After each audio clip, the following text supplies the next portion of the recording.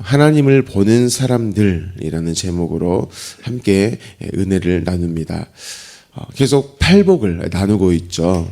그래서 팔복을 이렇게 보게 되면 무엇을 하면 복이 있고 그래서 무엇을 얻는다 이렇게 기록이 되어져 있습니다. 하지만 원문 성경을 보면은 반대입니다. 복 받은 자이기 때문에 무엇을 하면 무엇을 얻게 된다. 또 너는 이미 복을 받은 자이기 때문에 무엇을 하면 또 무엇을 하게 된다. 이러한 말씀들입니다. 그래서 8절은요. 복을 받은 사람이 마음을 청결하게 하면 하나님을 본다. 이렇게 저와 여러분이 이해하시면 됩니다.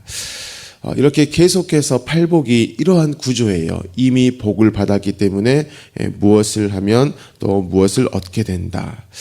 이때 우리가 중요한 질문을 하나 하게 됩니다. 진짜 복이 먼저인가? 아니면 우리가 무엇인가를 해야 하는 그 행동, 이것이 먼저인가입니다.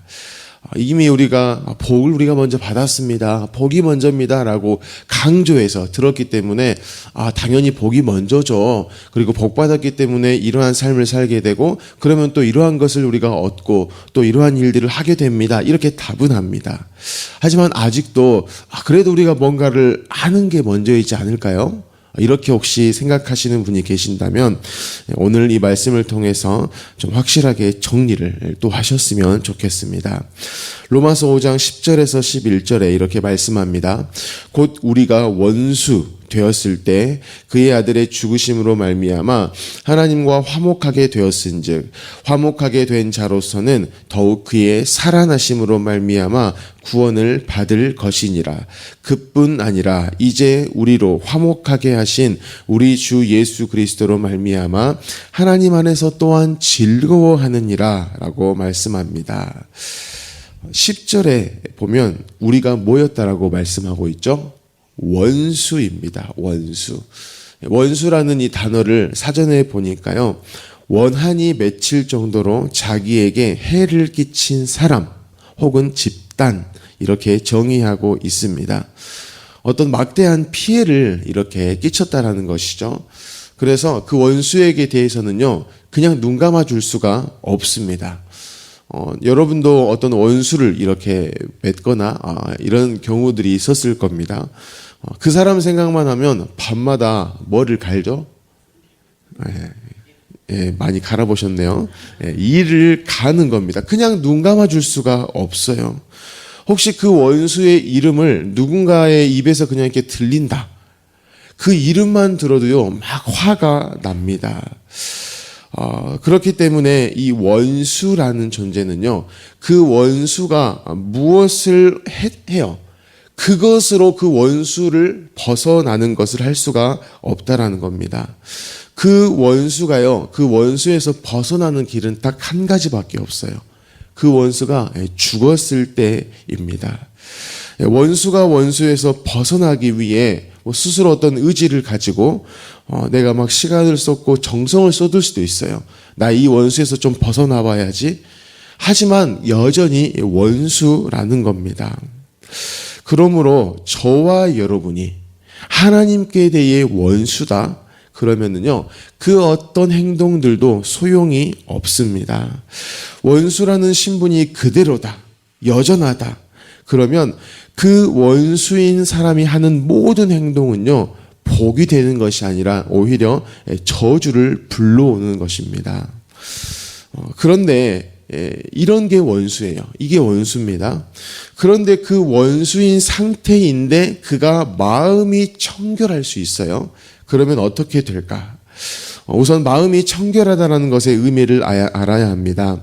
우리가 주일날 말씀을 들었죠. 마음이 청결하다는 것은 마음이 깨끗하고 도덕적이다 이렇게 우리가 들었는가요? 아니죠. 쉽게 이야기하면 두 마음이 아닌 겁니다. 한 마음입니다. 그 어느 것 하나에 지금 집중하고 있는 마음이 청결한 자다라는 것의 의미입니다. 그렇기 때문에 원수예요. 원수인데 그 마음이 청결해요. 그러면 진짜 더 큰 문제라는 겁니다. 한번 생각해 보십시오. 원수의 마음이 어느 그 하나에 집중을 하고 있어요. 그것은 곧 그가 더한 원수 위에 원수인 것을 보여주게 된다라는 겁니다. 그렇기 때문에 하나님께서는 우리에게 대해요, 이 원수라는 상태, 또 원수라는 이 신분, 이것을 먼저 바꿔주시는 일을 하셨음을 로마서에서 말씀하죠. 곧 우리가 원수 되었을 때에 그의 아들의 죽으심으로 말미암아 하나님과 화목하게 되었은즉이라고 말씀합니다. 아직 원수일 때에, 즉 하나님의 일을 바득바득 알게 하는 그 원수일 때입니다. 그런데 그런 우리에게 대해 무슨 일을 하셨다는 것이죠? 그의 아들을 죽이시는 일을 하십니다. 그리고 그 아들이 죽으심으로 말미암아서 이제 하나님과 화목하게 됐다. 관계가 회복됐다.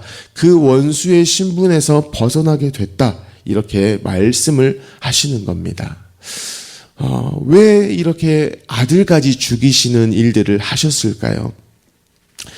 성경에서의 이 아들이라는 것은 언제나 아버지와 동격으로 보시면 됩니다. 즉 아들이 죽었다라는 건 하나님이 죽으신 거예요. 어떤 최고의 행동을 하신 겁니다. 최고의 값을 치르신 겁니다. 왜냐하면 원수가 그 정도이기 때문에요. 저와 여러분은요, 보통 원수가 아닙니다. 완전한 원수예요. 우리는 99%는 원수고 1%는 아직 원수가 안 된 덜 원수, 이런 게 아닙니다. 저와 여러분은 순도 100%의 원수입니다. 그야말로 예수를 죽여야 할 만큼입니다. 그런데 성경에서는 이 순도 100%인 이 원수에게 대해서 예수를 죽여야만 했다 라고 말씀을 하는데, 그 예수님이 죽으시는 일을 할 때 우리는 그냥 그대로 있고, 어떤 예수님이 우리의 원수됨, 죄인됨, 이것을 쏙 가져가서 해결하셨다라고 말씀하지 않아요. 로마서 6장 6절에 보면 상반절에 우리가 알거니와 우리의 옛사람이 예수와 함께 십자가에 못 박힌 것은 이라고 말씀합니다. 쉽게 이야기하면 원수된 우리가 하나님이 죽으실 때, 예수님이 죽으실 때 함께 뭐 했다라고 말씀하죠? 함께 죽었다라고 말씀합니다. 왜 그러냐면요, 저와 여러분은 고쳐서 쓸 수 있는 그런 상태가 아니에요. 말씀드렸죠? 우리는 99%의 원수일까요? 아닙니다. 우리는 순도 100%의 원수이죠. 그야말로 예수를 죽여야 할 만큼입니다. 그래서 하나님께서는 우리를 예수와 함께 죽게 하신 겁니다. 쉽게 이야기하면 저와 여러분을 리모델링 하신 게 아닙니다. 신축이에요. 다시 새롭게 시작하신 것입니다. 사랑하는 성도 여러분, 늘 기억하셔야 돼요. 나는 이미 예수 그리스도와 함께 뭐 했다? 죽었다입니다. 때로 아이고 내가 또 어떤 상황에 죽어야지, 아이고 죽어야지 이렇게 말하면은 안 되는 거예요. 이미 하나님은 예수 그리스도로 그 일을 하셨어요. 우리의 상태가 하나님이 죽으셔야 할 만큼이고 우리는 고쳤을 수 있는 상태가 아니기 때문에, 그래야 하나님이 또 우리를 새 사람으로 살게 하시는 일이 이미 다 있었는데 아이고 또 내가 죽어야지. 이거는 마치 그 십자가가 아직 좀 부족한 것처럼, 하나님도 일 좀 하셔야 되지만 나도 뭔가를 해야 하는, 그래야 구원이 완성되는 것 같은 문장이라는 것입니다. 이미 우리는 예수와 함께 뭐 했다고요? 죽었습니다. 자, 그러면 왜 죽이셨는가예요? 왜 죽이셨는가? 또 그냥 이렇게 죽고 끝나버린 것인가? 이게 아닙니다. 6장 6절 하반절에 보면 죄의 몸이 죽어 다시는 우리가 죄에게 종노릇하지 아니하려 함이니 라고 말씀합니다. 예수와 함께 죽었어요. 그리고 주님이 사실 때 우리도 함께 살아난 겁니다. 그 이유를 말하죠. 죄의 몸이 죽어 다시는 우리가 죄에게 종노릇하지 아니하려 함이니라고 말씀합니다. 저와 여러분이 원수였을 때에는요, 종입니다. 죄의 종이에요. 그렇기 때문에 무조건적으로 죄를 선택하는 거예요. 무조건적으로 죄에 대해서 순종하는 그것만이 우리의 선택지였다라는 겁니다. 하지만 그 원수를요, 하나님이 예수와 함께 뭐 해버리셨다고요? 죽이셨습니다. 죄의 종이었던 그 원수가 예수와 함께 죽었습니다. 그것이 이미 우리 가운데 있기 때문에 그 원수는요, 이제는 죄라는 그 주인에게 대해 반응할 필요도 없어요. 반응할 수도 없습니다. 그 죄라는 것이 원수를 또 이렇게 부를 수도 있어요. 야, 너 죄 지어. 막 죄 지려고 끌어 막 당길 수도 있고요. 혹여 우리가 그렇게 졸고 있는 것처럼 보여져서 죄가 우리에게 대해서 뺨을 때리면서 야, 일어나. 너 죄 지어. 라고 할 수 있다고요? 아니면 없다고요? 없다라는 겁니다. 원수는 아무런 반응이 없어요. 그래서 죄라는 것은 예수 그리스도 안에서 우리에게 대해 뭔가를 해요. 그것은 다 헛고생의 일이 돼버리는 겁니다. 그래서 이러한 부분들을 로마서 5장에서는 이렇게 말씀을 해요. 5장 10절 하반절에 하나님과 화목하게 되었은즉 화목하게 된 자로서는 더욱 그의 살아나심으로 말미암아 구원을 받을 것이니라 라고 말씀합니다. 하나님과 관계가 회복된 자는 그 회복이라는 것이 예수님의 죽으심으로 된 일입니다. 예수님이 죽고 끝난 게 아니에요. 예수님이 죽고 다시 살아나셨습니다. 그 살아나심으로 인해서 구원을 받는다라는 것이죠. 즉 예수님이 죽고 다시 사신 것은요, 원수인 나도 죽고 다시 살게 된 일이며 예수님이 죽고 끝나시지 않고 다시 사신 것이기 때문에 이제는 내가 그 새 사람으로 살아가는 그 구원, 그것을 여전히 살아가는 것이다. 우리의 신분이 바뀌었고요. 신분에 따른 그 새로운 삶을 살아가는 그 구원을 너희가 살아가는 거야. 그리고 결국에는 그 구원을 너희가 받게 되는 거야. 이렇게 말씀합니다. 그리고 11절에 뒤에 이렇게 이어집니다. 그뿐 아니라 이제 우리로 화목하게 하신 우리 주 예수 그리스도로 말미암아 하나님 안에서 또한 즐거워하느니라 라고 말씀합니다. 구원을 받았어요. 새 사람이 되었어요. 더 이상은 죄에게 종노릇하지 않습니다. 더 이상 원수로서 우리가 살아갈 필요가 없게 됐어요. 그렇게 새 사람으로 사는 인생이 되었다라는 겁니다. 그런데 그 사람이 누구 안에서 즐거워하는 인생을 살아요? 하나님 안에서 즐거워한다. 누구로 말미암아? 주 예수 그리스도로 말미암아입니다.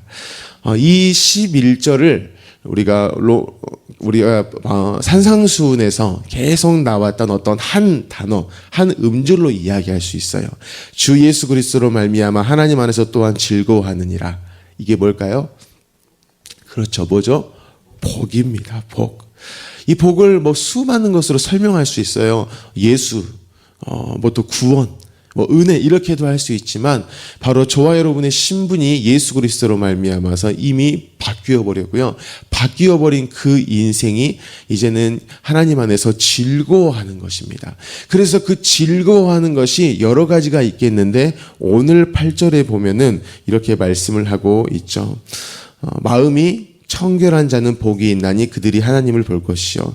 너희는 이미 복이 있다.